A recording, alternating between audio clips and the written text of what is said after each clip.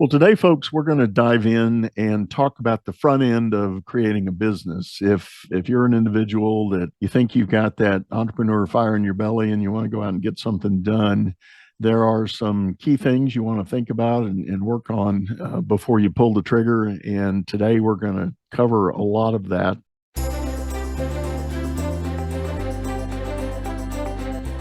You're listening to Leadership Powered by Common Sense with your host, Doug Thorpe. Here's Doug.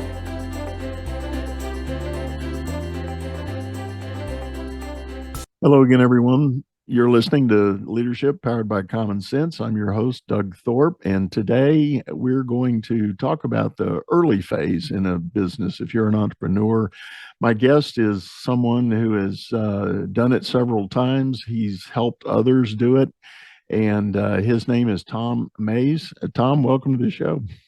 Awesome. Thanks so much for having me here, Doug. Greatly appreciate it.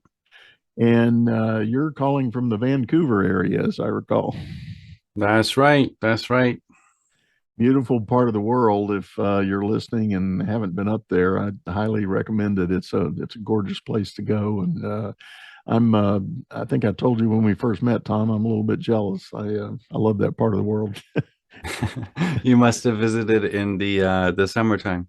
Probably summer or spring. I think spring. I think specifically went over to Victoria and the Butchert Gardens over there and took that in full bloom. It's a gorgeous thing. But yeah, absolutely. Anyway. I recommend people come for summer, or if you love the snow, then come in the winter. But the gaps in the middle between those two can be a little bit wet. But yeah, it's still beautiful. Understood. But again, welcome to the show. So if you would, Tom, give everybody a quick rundown kind of your background and kind of the things you're focused on right now. Yeah, absolutely. So just super quickly, focused on 4 businesses at the moment. One being a commodity and currency trading fund, co-founded about 4 years ago.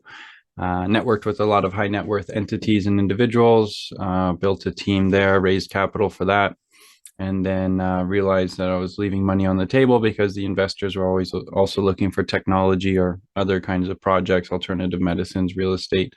That's what created another company, a consulting firm, where we raise capital for individual projects or companies, come on and assist them with scalability, introduce them to strategic partnerships, help with patent applications, variety of different things. Got a team of about 12 there. And then the third business is focused in the Web3 and NFT space, called NxtDigital. With that, not a huge amount of opportunity I'm working on in that space at the moment due to the current NFT market space, but I believe the NFT space will definitely evolve over the next 3, 4, 5, 6 years, and I want to be included in that process. And I'm a learn by doing opposed to learn by watching kind of person. So we've got a team of about 9, kind of like a research and development space with that. And then the fourth business is Alita International Consultants. With we've got about 11 different consultants, from health and wellness to PhDs in artificial intelligence to social media or leadership coaching, and we help with a wide variety of services there as well. Good. So bona fide serial entrepreneur with a number of irons in the fire and things going on. When we began talking about this, we spent a little time talking about the uber early stages. As I said in the segue coming in, the person that thinks they've got a little fire as an entrepreneur wants to go start something. Tom, do you think there's a kind of a profile or a framework of how people ought to be thinking and checking their gut to see if they've really got what it's going to take to be a successful entrepreneur? Yeah. I in my opinion, entrepreneurs are built, not born. If you have the tenacity and drive to push through difficulty and overcome and become, then I believe anybody can be an entrepreneur. It's how far you really want to push yourself, to what limit you want to grow to. The limiting beliefs and the development that you have to do to have a 10-person company or, a 5-man company opposed to 1,000 or 10,000 is greatly different. And in my personal opinion, I don't believe in putting limiting beliefs on anybody or myself with saying, oh, I wasn't born to do that. If I have a desire, a burning desire to do that, then I'm going to figure out what it takes to accomplish it. So anybody that has that willingness to push through great difficulties, whether it's in sports or business or any kind of hobby that you're pursuing, you're never going to be perfect at it from the beginning, but knowing that you're going to have to go through failure over and over again to be better.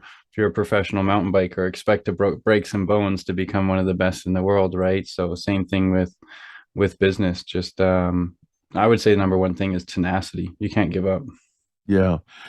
And I like your phrase, the limiting belief. That is something that I think is very prevalent in the world of wannabe entrepreneurs.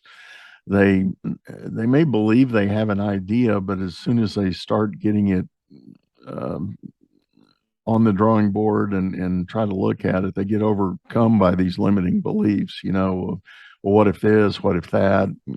Or it may not be the limiting beliefs in their own head, but it may be in the circle of people around them that are telling them, "Oh, you can't do that. That's a stupid idea. What are you thinking?" And how do you counter that when you realize that's what's getting ready to happen? Hmm. I love that. I like to use comparison in as useful of an application as possible. So I love to look at, the Elon Musks, the Richard Bransons of the world. And if you read their story, they really had no experience or no business starting a lot of those businesses that they did. I mean, Richard Branson's story about starting Virgin Airlines is hilarious. He wanted an airline, so he just went and started building it. He didn't have experience in the airline business of 10 years or 15 years. He didn't have massive connections. He had to go and build those connections. Same with Jesse Itzler when he built his private airline, Marquis Jets. It's just making the decision, seeing the opportunity, and then building it as you go and really growing into that space. I mean, I think we can all agree that whenever we've started any kind of sport or hobby or new activity, whether it's a business or activities in general, like you were not good. You did not have the connections. You did not have the skill set. You did not have the mindset. You had to just figure it out and grow into the person that was able to fulfill that application. So I think that's key. Yeah. And it really does tie to that belief in whatever your idea is, whether it's a product or a service or an innovation of some kind, just really pressing through and getting on with it. I just did an interview recently. In fact, it dropped this week, but of course, we're going to get this on air long after the time frame I'm talking about here. But an entrepreneur wanted to create a retreat center, and he thought he would do it in Hawaii.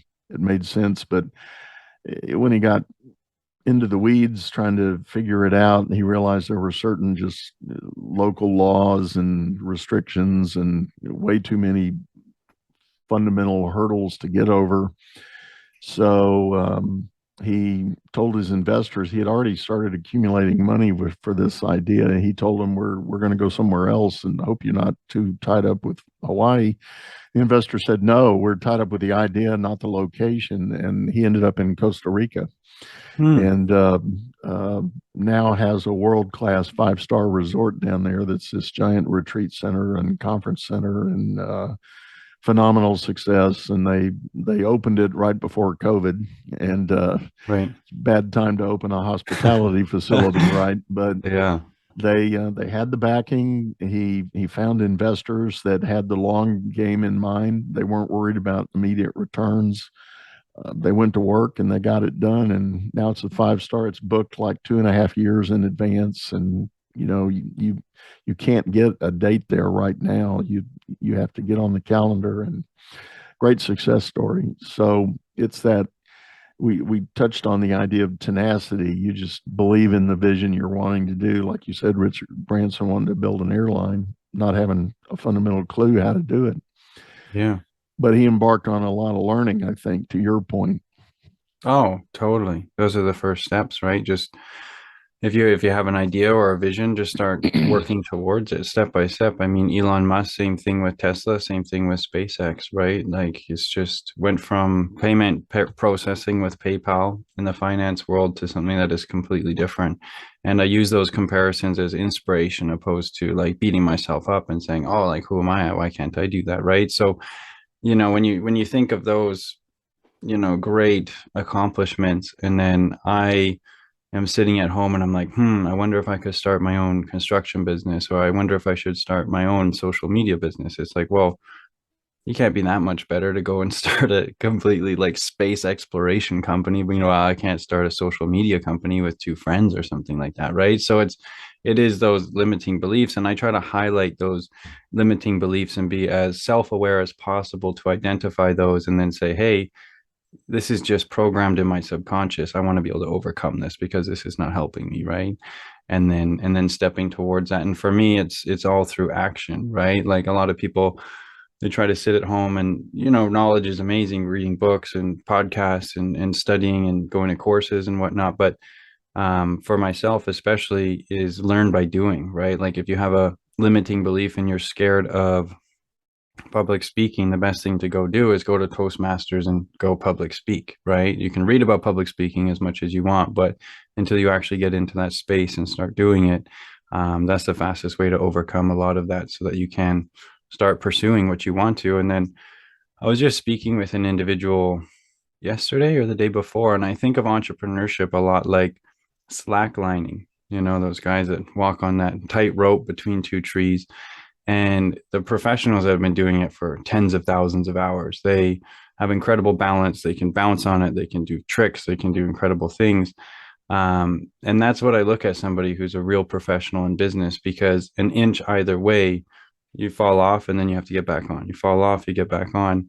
And, that individual that you just mentioned with changing location from Hawaii to Costa Rica, they could have screwed that whole thing up by freaking out, going to their investors and saying, "Oh, I'm so sorry, guys, it's not going to work out. Like, I'll give you all your money back, and my apologies," right? But no, he decided to stay on the slack line instead of getting off of it and being creative enough to think of a Yeah, solution, right? Opposed to just giving up. exactly. Yeah, he did, and he went and did the research and bought the property, and went back to the investors and said, "Surprise, we now own land, so we're not going anywhere." Right. And that's And amazing. That's just him like pushing through and overcoming and not just freaking out with the self-doubt and then hopping off, right? yeah, yeah.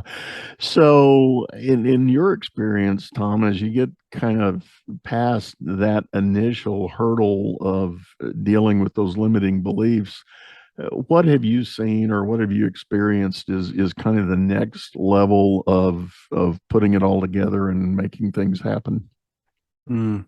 For myself, it's really like over the past, I would say 8, 9 months, I hired a very prestigious business coach, and he's been very helpful with this. He's managed thousands of employees in his own companies. And I was always trying to be, the perfectionist entrepreneur. And it was, my brand, and it had to be done this way. And I wanted to be done this way with the team, et cetera, et cetera. And it was like, Tom, like you're working way too much like in the business opposed to on the business. And he's been telling me more and more to slow down, step back. Your job is to be creative. It's to bring strategic partnerships in, it's to be creating systems, to be thinking of new ideas, to be delegating to the team and leading the team and helping them become the leader that you were, right? Like you should be transferring that leadership to other individuals. And that's how you can really scale and build a large organization instead of me being the bottleneck of 25 people. I need to expand my capacity to 100 people, 200 people, 500 people, 1,000 people, or maybe it's 25 people in one business, 50 in another, and 10 in another. Just really identifying what I want to accomplish with my life and how I want that to look, and then working towards it, as we have mentioned. But it's really just another stage of removing limiting beliefs, and that's one that I've been working on lately. Is scaling my leadership potential, and creating better systems with better ideas, with better strategic partnerships, and creating win-win situations so everybody is progressing and winning. Yeah, I think that's a big one, and I see that a lot in the business advisory work I do with owners and founders. There's an inevitable journey that happens when you do commit to start the business. It's part that founder mentality and that ownership that is very obvious in the early going, and that gets in the way of proper growth and scaling of the business. If you think you have to have your fingerprint on every decision and every move and every transaction that's going through the company, you're not going to be, you can't scale that Yeah, exactly. because there are only 24 hours in the day, period, and you're done. Yeah, exactly. And if you can't replicate yourself and your values for where you want the company to go and what you want it to be about, and impart that into others so that they can pick up the slack and they can carry it forward. And it becomes a simple multiplication game. If you can, I don't necessarily like the word, but if you can effectively clone yourself, and by that I mean your values, your vision, your motivation. If you clone that in others, then do the math. You know, you get two Yeah. people, you get twice as much done. Three people, three times, and so on and so on. Yeah, yeah, totally. There's a saying, it's like, would you rather have 100% of the results of your own work, or would you rather have 1% of 100 people's results, right? And that kind of just expands on that mindset. But having someone like yourself to come in as an advisor to a team and say, hey, step back, or look at this, or look at that. And through the education system, we've really been taught how to be workers, right? That's what we've been taught to do, is get in and get your work done, get your work done, get your work done. But CEOs of companies, they're not supposed to be getting work done. Advisory boards, as well as board of directors, they need to be creatively thinking opposed to actually doing the work, right? So it's structuring your companies, transferring over that leadership, and then scaling from there. So I totally agree with you. Yeah, one guy that I'm a student of, and a lot of people know the name John Maxwell. Uh, Classic. John one time said that one of many definitions of a leader, he says a leader will see more than the people around them, and they'll see it before the people around them. Yeah. And if you're head down in the weeds, flipping burgers or processing transactions, you can't see those things, Hmm. over the horizon. And that's what the role of a true founder needs to be, is that visionary that's going to continue to search for the next opportunity and the next coming event.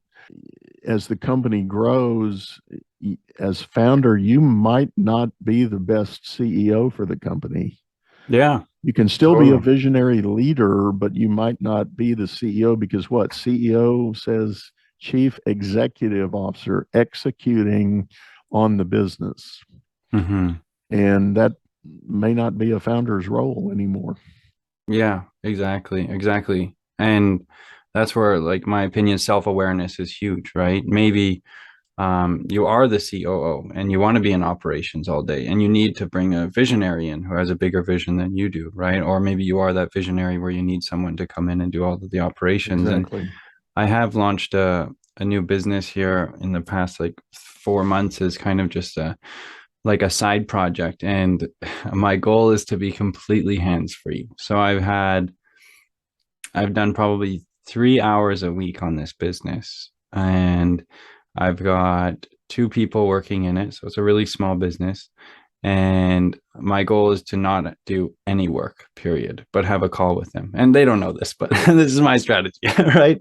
So then I will, like, I haven't written one document, I haven't done anything on the website. I just review the work that comes in, and I say, okay, I'll read it. Okay, we should adjust this, we should adjust that. Okay, the financing should be like this. Okay, I think the payment processing should be this. And what it's enabled me to do has been like, holy crap, like, I honestly think the operation of this business would be worse if I was in this business. These guys are doing such a good job. And it allows me to be totally backed off and just like thinking about it objectively from a third party and bringing in good ideas. So then when we have calls, they're like, oh, Tom, that's a great idea. But it's because I have the great idea because I'm not directly involved in the day to day. Right. And it's been a very interesting experience. And I see it extremely scalable because then I can be like, okay, let's bring in one more person, one more person, one more person. Okay. A pinch point is the sales and the marketing. Okay. We need someone for lead generation. Now we need somebody to help in operations. Right. And it's I think that's like that's one of my life goals, is to be able to have multiple businesses that are self-sustainable. I think that's the dream of many entrepreneurs. And I always thought like, oh, I have to reach this extreme point before I would be able to do that, and I would have to have massive overhead. And I was working with my coach and I'm like, well, no, like I can start it now. I just need to be more creative. I need to think outside the box. How can I do it? What business can I do it with? And it's been an amazing experience. Yeah. Well, I just wrote an article on my blog not long ago about referencing the highly popular entrepreneur's operating system. Gino Wickman, in his book Traction, introduced it. And there's a whole cottage industry of coaches that have become EOS implementers. And it's a framework that Wickman explains for business owners to pursue. And one of the things in the book is for scalability and repeatability, you need to think in terms of defining functional responsibilities that your company needs to operate at its maximum efficiency. And those become the boxes on your org chart. Hire a COO, or hire a marketing guy, or hire a sales guy. But too often entrepreneurs, they get their idea to start a business and they run out, and what do? They hire friends and family to be the employees. And the logic usually goes something like this: well, I trust them, they're going to work cheap, I can afford them, and we'll make the best of it and I'll figure it out later. Well, that has a very short shelf life usually, and eventually that's not a good sustainable business. And you compound that with having to alienate family and friends to, when you want to fire them to bring in somebody better suited, it's a very tough and awkward situation. So my point is, if somebody's out there thinking about a business, it's wise to perhaps find a coach or an advisor that can help you think through that process and define those critical needs. And when you get ready to start reaching out and hiring people, you fill specific responsibilities. You don't craft the job to suit a person. Yeah.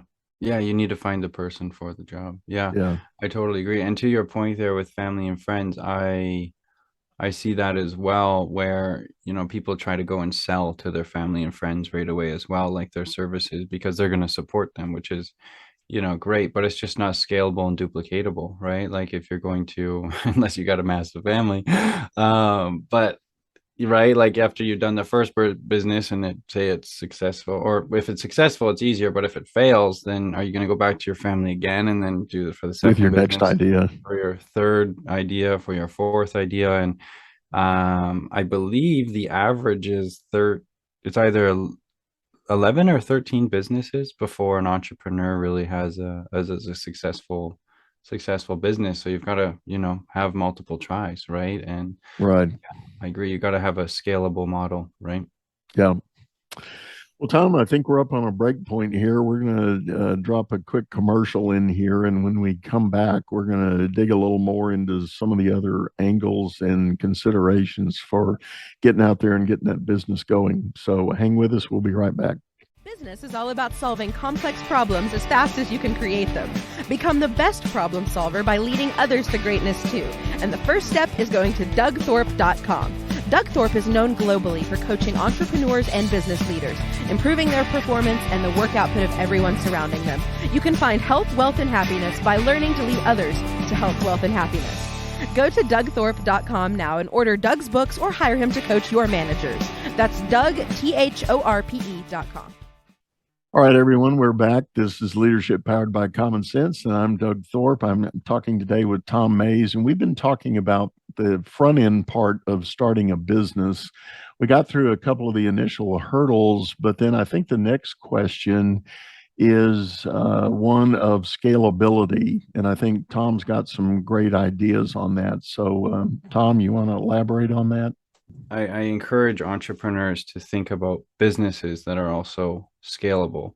So going into construction or going into landscaping, which is a lot of the first businesses, they're very limited logistically, right? You physically have to be somewhere.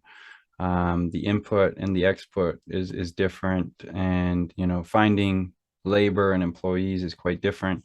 And that's one shift that I made about 4 years ago. Was I pretty much vowed to never make or never start another business that was either location dependent or hard to scale. So that's why I've been looking a lot into the technology space as well as the finance space, because you can have a really large investment fund with a small team managed very well. You can have a very successful technology company that scales to a high evaluation or has great monthly revenue with a small team as well.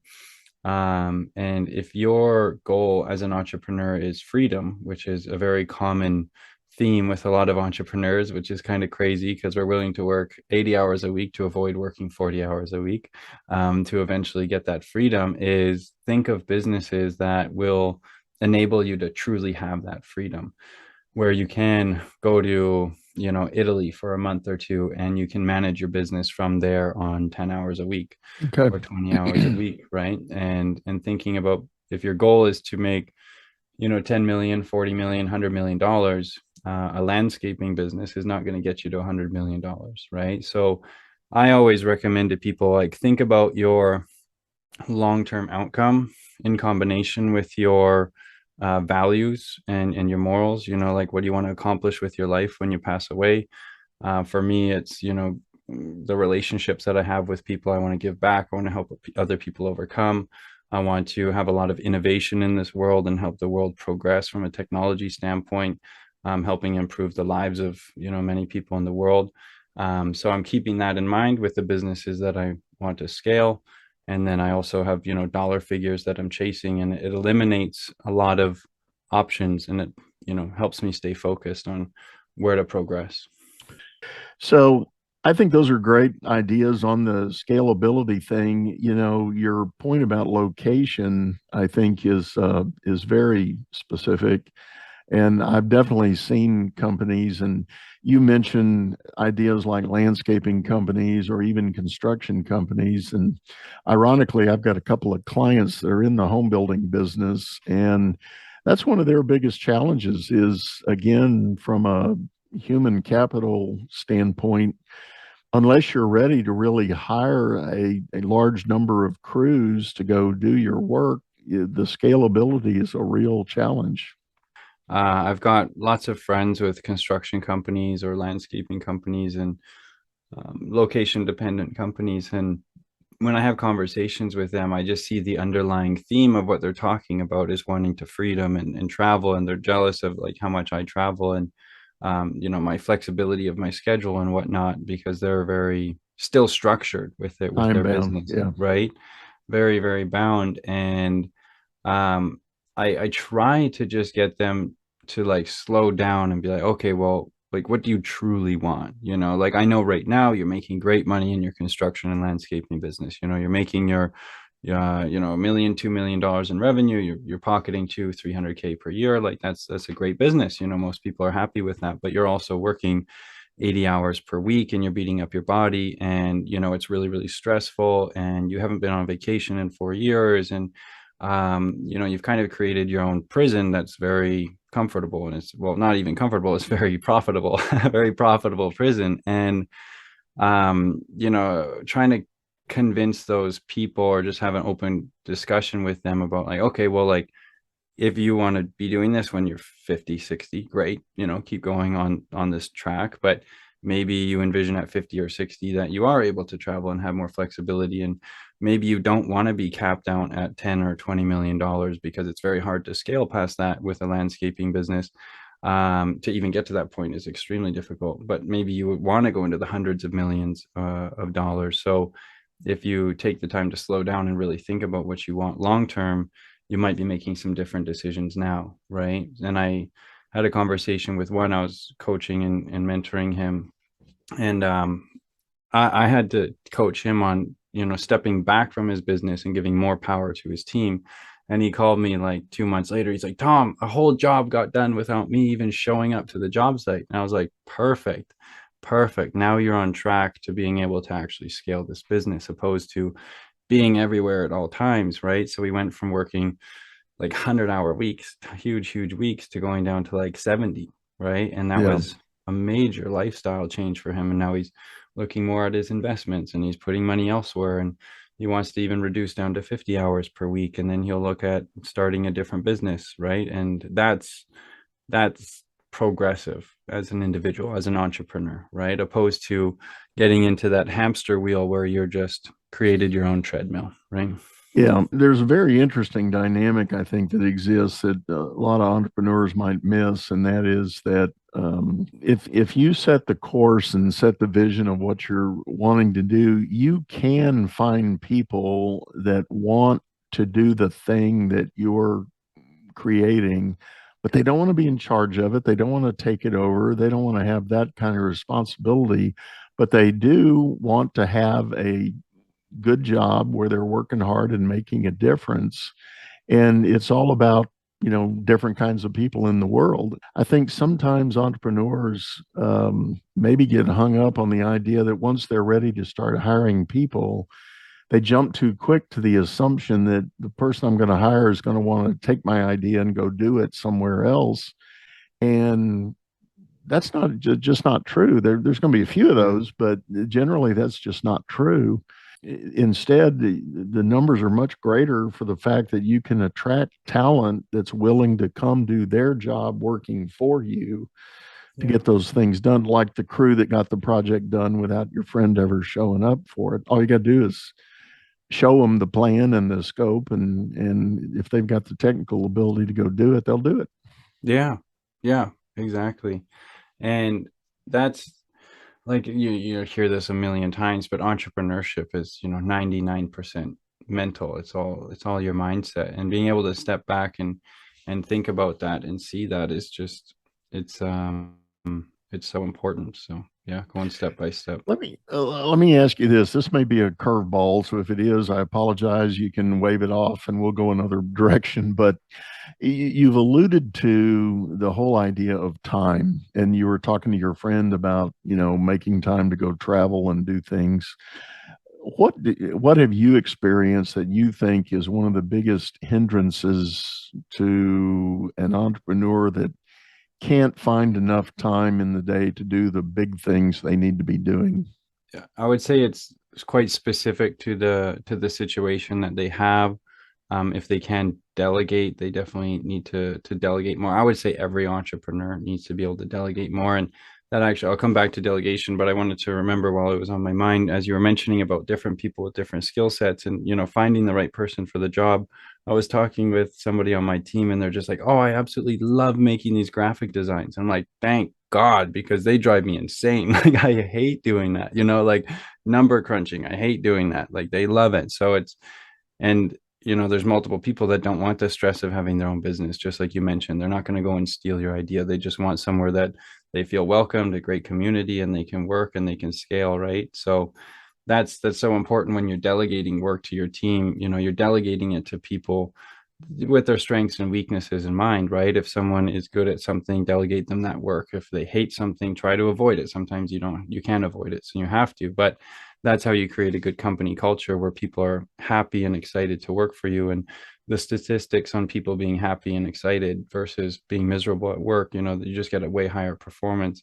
But with time, it's so mental. I would say a lot of entrepreneurs could probably cut out like 40 to 50% of what they're doing, and their business would still be successful. It's very similar to the 80-20 rule. 20% of what you do creates 80% of your results. And I've seen this directly over the past 7 months with how much work I've time. Well, I say call work, but it's really just time. I used to work, 10 to 18 hours a day, every day for the past 10 years. And my business coach, who's had tens of thousands of employees, says I'm stupid for working this much. I need to stop and I need to reduce it. And I've really, really reduced so many things to the point where I won't get on calls unless they're really worthwhile. I will not just send emails unless they're really worthwhile. I will not do things that do not have like a very high, say like time or work to reward ratio, right? Where before I would be doing everything all the time. I would send these emails, I would be getting on calls, I'd be doing meetings, having an hour, 2 hour meetings for like really not that productive, but felt they were productive until now, where it's like this person wants to talk for an hour. I'm like, no thanks. Like I'll give you 15 minutes, and then I get on the call. 15 minutes, how can I help you? What can we do? Okay, nothing. Okay, perfect, let's go our separate ways, right? But with that time where I'm really reduced it, it's really pushed me to be a lot more productive with that Yeah, time. that's well said. Yeah, I think it is a mindset shift. And I often talk with coaching clients about the classic four blocker analysis of the things on your plate. Stephen Covey kind of made it famous, but it was attributed to Dwight Eisenhower, this idea of the difference between urgent and important. Yeah. And the four block grid that creates when you look at urgent and important. And the reality is, as the owner founder, there's only one block you need to be paying attention to. That's the things that are both urgent and important. Yeah. And the other stuff, two of the four blocks, you can delegate one way or another. You either delegate it to somebody who needs to learn what you're doing. That's the important but not urgent. Yeah. You've got time to let them learn, or the urgent but not so important. Maybe you give that to somebody that's got a little experience. They can knock it out and get it done. Exactly. And then that last block, not urgent, not important. Guess what? In the trash can. Yeah. Exactly. And what my coach is just like the two most valuable commodities we have is energy and time, right? And we hear that over and over and over again, but a lot of us, we don't actually implement it, right? And I, just like you were talking about urgent and important, I got on a call with my business coach and I was like, oh, sorry, I'm so tired today. Like I, was up till 2 a.m. last night finishing a project because we had a deadline today. And he's like, did you really have to do that? And I was like, well, yeah, because this, that, and the other thing. He's like, so you're telling me you couldn't have sent an email and said, hey, do you guys mind if it's going to be 24 hours or 48 hours delayed? And do you think they would have been upset? I'm like, no, they wouldn't have been upset. They actually said that, it wasn't a big deal. They would have waited 1 or 2 days, no problem. He's like, so then you stayed up till 2 a.m. working on a project, wrecked your sleep. So now you're going to be tired for the whole next day and potentially even the next day after that. You really need to start learning how to guard your energy and guard your time. And I was like, that is such a good point. Where before I was always in the mentality of like, who cares? Work harder, grind harder, work harder, grind harder, which is good. You get a lot done, but you're very tunnel visioned. You're not actually thinking about the consequences. In my opinion, you get stuck doing a lot of really low reward, low profitability work that somebody else should be doing, or you probably shouldn't be doing it at all, but it feels very productive Yeah. when it's not. Well, and to come full circle back to in the first half of the show, you were talking about Elon Musk and Richard Branson. And I always ask my clients the question, what do you think's different about them and the way they approach their work than what you're doing right now? Because guess what? You and they have the exact same number of seconds in every day that you're alive. And so the Monday 10 years ago when Elon and Richard woke up and you woke up and you said, what am I going to do today for my business? One of them went out and created a space company. The other one started an airline, and you did what? and Yeah. and it was the deployment of those seconds in the day. It was the strategic decisions they made on who they were going to call, that they could leverage talent or they could draw knowledge, and they could make that, really it's a leverage issue. They could make that leverage work in their favor, and they weren't the ones grinding on making that happen. Yeah.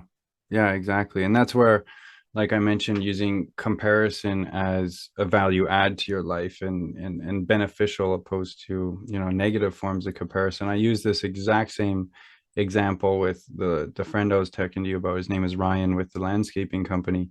And he was telling me about how he had no time in the day or the week and how he couldn't delegate work because nobody could do it as good as he could and all this kind of stuff. And I'm like, well, like you're at 10 employees, like how are you ever going to get to 100? How are you ever going to get to 200? How are you going to get to owning 15 different businesses? How are you going to be able to do that? Richard Branson has his name attached to over 450 companies. Tony Robbins has over 100 companies his name's associated to.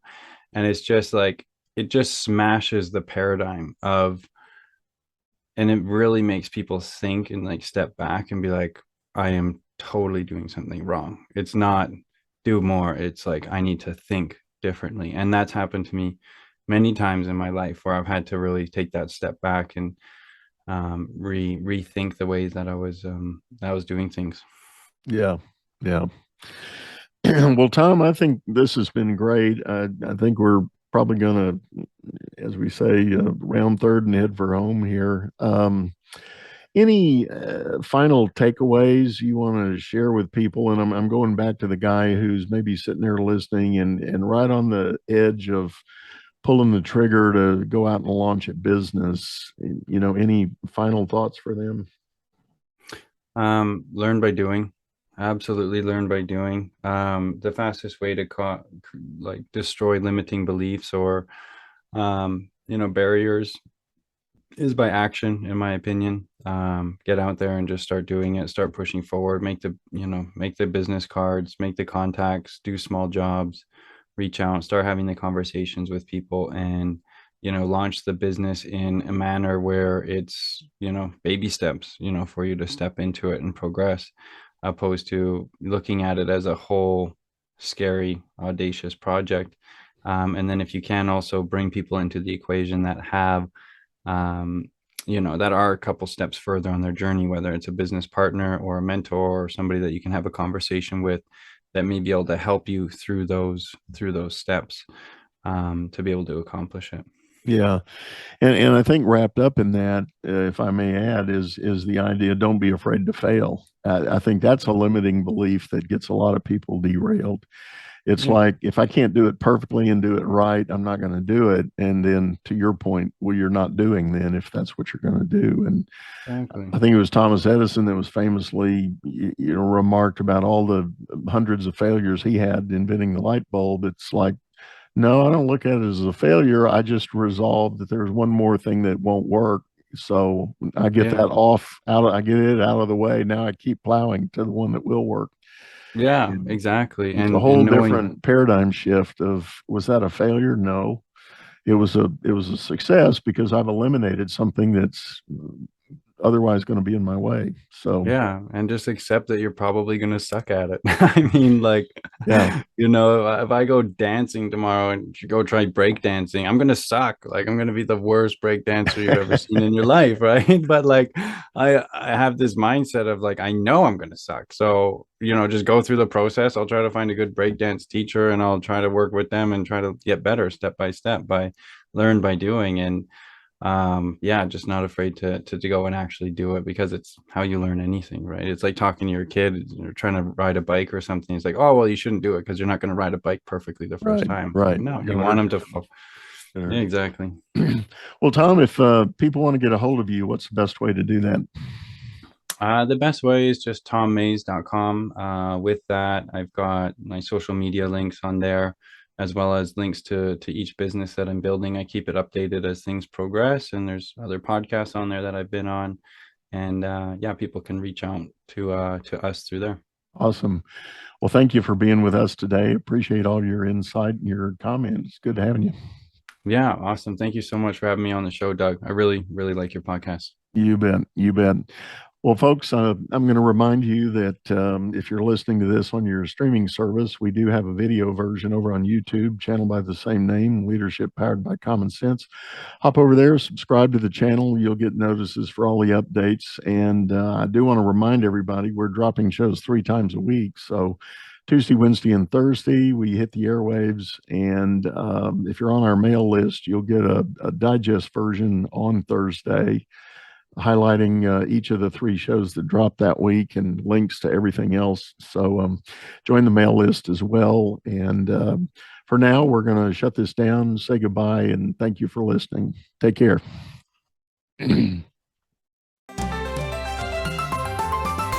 You've been listening to Leadership Powered by Common Sense, hosted by Doug Thorpe.